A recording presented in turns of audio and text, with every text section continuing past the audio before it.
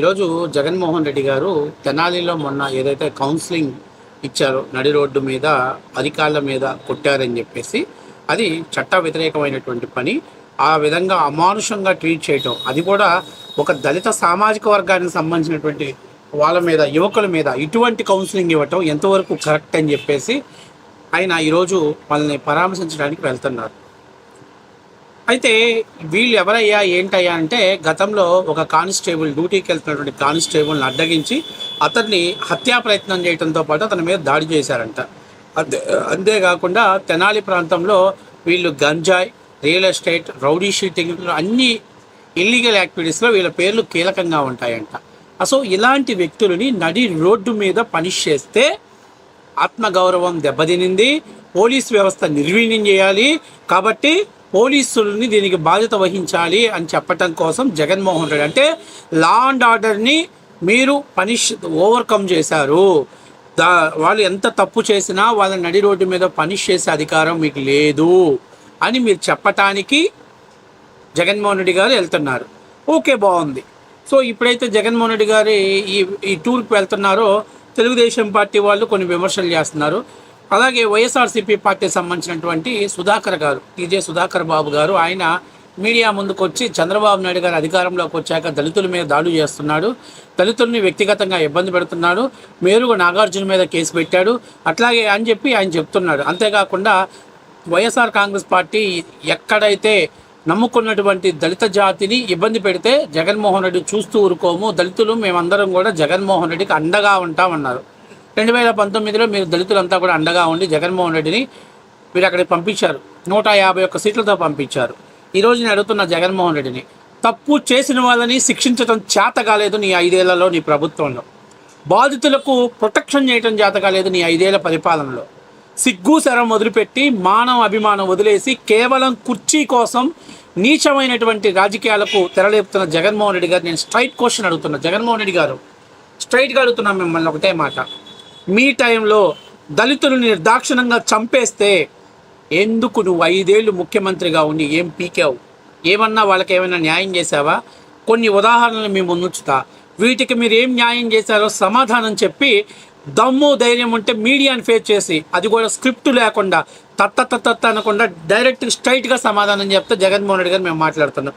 మీరు ముఖ్యమంత్రిగానే కాదు, ఒక పులివెందుల ఎమ్మెల్యే, ఇప్పుడు ఎమ్మెల్యే గారు, అంతకుముందంటే ముఖ్యమంత్రి గారు. సో ఇప్పుడు మీరు ఏ నియోజకవర్గానికి అయితే ప్రాతినిధ్యం వహిస్తున్నారో ఆ పులివెందుల ఎమ్మెల్యేగా ఉన్నటువంటి మీరు నాగమ్మ అనేటువంటి ఒక దళిత మహిళ మీద అత్యంత దారుణంగా హత్య చేసి పాశవికంగా ఆమె ప్రైవేటు పార్టీలో బీరు పెంకు సీసాలు ఆమె ప్రైవేట్ పార్టీలో గుచ్చి అత్యంత పాశవికంగా అత్యాచారం చేస్తే బాధిత కుటుంబాన్ని ఏం న్యాయం చేశావు? బాధిత కుటుంబాలకి పరామర్శించావా?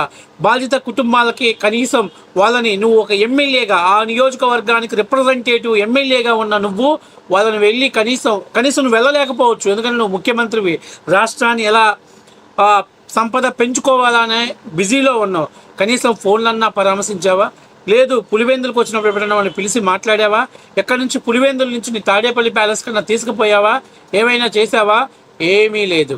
చెయ్యకపోగా ఇది తప్పు, అమానుషమైన ఘటన జరిగింది, బాధితుల మీద కేసు పెట్టండి అని చెప్పేసి అప్పటికి ప్రతిపక్ష పార్టీలో ఉన్నటువంటి ప్రస్తుత హోమ్ మినిస్టర్ గారు అక్కడ బాధితుల్ని పరామర్శించడానికి వెళ్తే కట్టుదిట్టమైనటువంటి పోలీసులను ఏర్పాటు చేసి వెళ్ళినటువంటి బాధితుల మీద ఎస్సీ ఎస్టీ బాధిత కుటుంబాలకు అండగా నిలబడినందుకు ఎవరైతే నిలబడ్డారో అప్పటి ఎంఎస్ రాజు గారు, వంగలపూడి అనిత గారి మీద ఎస్సీ ఎస్టీ అట్రాసిటీ కేసు పెట్టావు.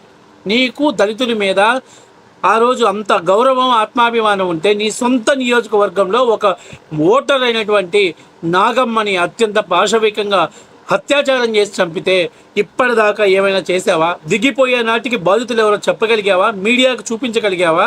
ఏం ఆ రోజు తాడేపల్లిలో పబ్జీ ఆడుకుంటా బిజీగా ఉన్నావా? అంటే ఇది దళితుల హత్య కాదు, ఇది దళితుల్ని ఏం చెప్తావు? సుధాకర్ బాబుని నేను అడుగుతున్నా. ఈయన పెద్ద డైలాగులు ఆడుతున్నాడు, మేము దళితులకు అండగా ఉంటాడు, దళితులకి కోసం జగన్మోహన్ రెడ్డి ఎంతైనా గత 5 ఏళ్ళు నోరు మూసుకొని ఉన్నారు కదయ్యా. ఈరోజు నువ్వు మీడియా సమావేశం పెట్టావు, అధికారాన్ని కోల్పోయాక. ఇంతకుముందు అధికారంలో ఉన్నప్పుడు జగన్మోహన్ రెడ్డికి దళితులు గుర్తుకురాలా?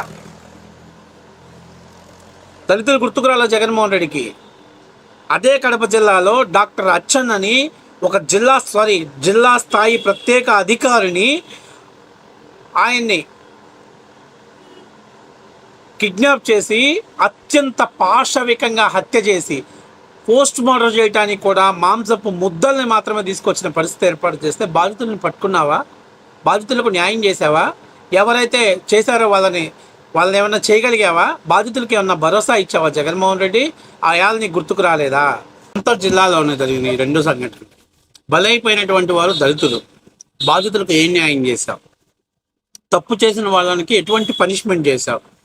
జగన్మోహన్ రెడ్డి గారు సమాధానం చెప్పాలి. అమాయకులు వీళ్ళు, ఇలాంటి వాళ్ళని పనిష్ చేశారు. తర్వాత మాస్క్ అడిగిన పాపానికి డాక్టర్ సుధాకర్ గారిని చేతులు వెనక్కి విరిసి కట్టేసి పిచ్చోడని ముద్ర వేసి అతని మీద పైచాచికంగా దాడి చేసి మానసికంగా హింసించి అతని చావు కారణం మీరు కాదా? అతని నడి రోడ్డు మీద చేతులు వెనక్కి విరిసి కట్టావే, ఆ రోజు దళితుల సంక్షేమం, దళితులు గుర్తుకు రాలేదయ్యా సుధాకర్ బాబు నీకు మీ నాయకుడికి? ఇవాళ మీడియా ముందుకు వచ్చి నొక్కి నొక్కి నొక్కి మా దళితులు దళితులు దళితులు అంటున్నావే, మరి గత 5 ఏళ్ళు మీ నోళ్ళు పడిపోయాయా? మీ నోళ్ళు మూసుకున్నారా? ఆయాల మీకు గుర్తుకు రాలేదా? జగన్మోహన్ రెడ్డి ప్రభుత్వంలో ఇసుక అడ్డుకున్నాడని చెప్పేసి ఒక దళితులకు శిరోమండనం చేశారు. అయాలు ఏమైపోయారు? ఆ దళితుడిని కలవటానికి పోలీసులు పెట్టి పహారా పెట్టి ఎవరు ప్రతిపక్ష పార్టీ నాయకులను కూడా కలవనీయకుండా చేశారు. అతను మానసిక అవమానంగా భావించి ఈ రాష్ట్రంలో నేను బతకలేకపోతున్నాను, నేను జీవించేటువంటి హక్కులని కాల రాశారు వీళ్ళు, కాబట్టి నేను నక్సలైట్లో కలిసిపోవటానికి పర్మిషన్ ఇవ్వాలని చెప్పేసి రాష్ట్రపతికి లేఖ రాశాడు కదా. ఏం చేశారు మీరు? కనీసం అతను పిలిచి పరామర్శించావా? ఓదార్చావా? ఏదైనా సపోర్ట్ చేస్తామని చెప్పావా? చెప్పకపోగా ఆంక్షల వలయంలో ఆ ఇంటి చుట్టూ పోలీసులను ఏర్పాటు చేశావు. సిగ్గుండాలి మీకు. గత 5 ఏళ్ళు మీ పరిపాలన ఏందో రాష్ట్ర ప్రజలు చూశాక కూడా మళ్ళీ మీరు మాట్లాడుతున్నారు. మీరు అంటే కనీసం మీకు దాన్ని అంటే ప్రజలు మర్చిపోయారని మీరు అనుకుంటున్నారు. అనుకుంటా పోతే ఎన్ని దారుణాలు జరిగాయి.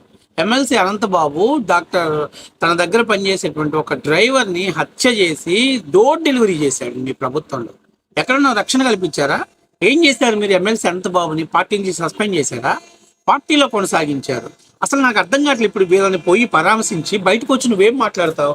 మా ప్రభుత్వం రామరాజ్యం, మా ప్రభుత్వంలో ఎవరిని ఏం చేయలేదు, దళితులంతా స్వేచ్ఛగా బతికారని చెప్తావా నువ్వు? నాకు అర్థం కావట్లా. తప్పు చేసిన వాళ్ళని కులం చూడకూడదు, కానీ బలైపోయిన వాళ్ళని ఖచ్చితంగా కులం వెనుకబడినటువంటి వ్యక్తులైతే మనం మాట్లాడాల్సిన పరిస్థితి ఉంది. అంటే హత్యలు, రేపులు, గంజాయి స్మగ్లింగ్లు ఇవన్నీ చేయొచ్చు. కానిస్టేబుల్ మీద బహిరంగంగా దాడి చేయొచ్చు, హత్యా ప్రయత్నం చేయొచ్చు.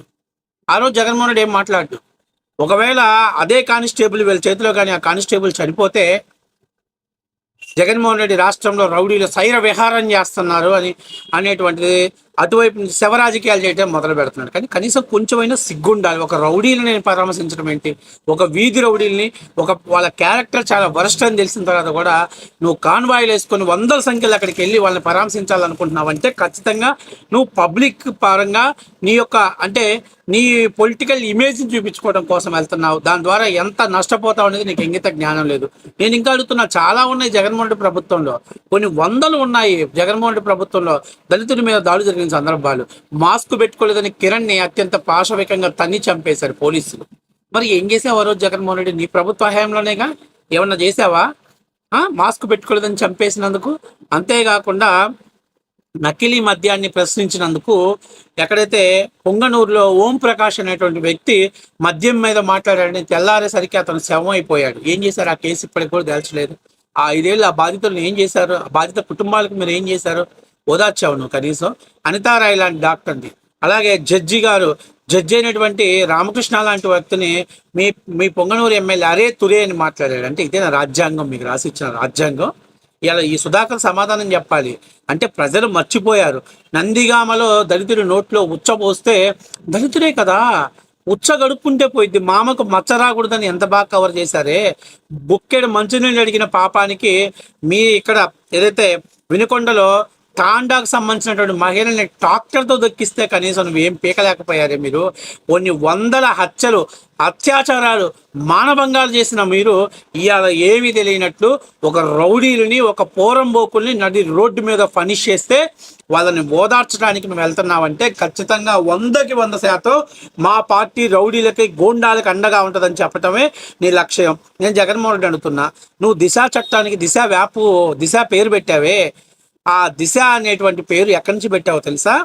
ఎక్కడో తెలంగాణలో మీ సామాజిక వర్గం చెందినటువంటి ఒక మహిళ మీద అత్యాచారం చేస్తే అప్పటి పోలీస్లో ఉన్నటువంటి సజ్జనార్ గారు వాళ్ళని షూట్ చేశాడు.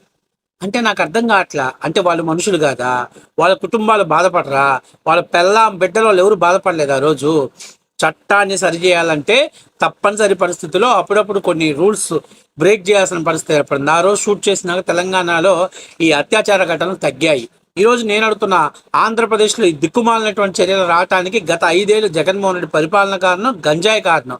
ఇప్పుడు నేను అడుగుతున్న, ఇన్ని చేసిన మీరు సిగ్గు శరం ఉంటే నేను సుధాకర్ బాబు గారిని అడుగుతున్నా, మీకు ఆత్మ గౌరవం అనేది ఉంటే నేను అడుగుతున్నా, మేము నిజం అడుగుతున్నా, ఈరోజు మీరు మీడియా ముందుకు వచ్చి ఆత్మసాక్షిగా ఆత్మ విమర్శ చేసుకొని జగన్మోహన్ రెడ్డి ఈ ఓదార్పు యాత్ర ఎందుకు చేస్తున్నాడు, ఎవరి కోసం చేస్తున్నాడు, గత 5 ఏళ్ళు జరిగినటువంటి దమనకాండకు, దళితుల మీద జరిగినటువంటి దాడులకు జగన్మోహన్ రెడ్డి సమాధానం చెప్పి అప్పుడు అక్కడికి వెళ్ళి వాళ్ళతో మాట్లాడితే బాగుంటుందని నేను జగన్మోహన్ రెడ్డికి సభాముఖంగా తెలియజేస్తూ, అంతేకాకుండా సుధాకర్ మాట్లాడుతున్నాడు, దళితులకు అంతా కూడా తెలుగుదేశం పార్టీకి లేరు, మా పార్టీలో ఉన్నారు, మీ ఓటు బ్యాంకింగ్ రాజకీయాలు బంద్ చేసి నష్టపోయినటువంటి బాధిత కుటుంబాలకు అన్నగా నిలబట్టడం నేర్చుకోండి. గత 5 ఏళ్ళు దళితులను దమనకాండ సాగించారు కాబట్టి దళితులే జగన్మోహన్ రెడ్డికి రాజ్యాధికారాన్ని దూరం చేశారనేది 100% నిజం.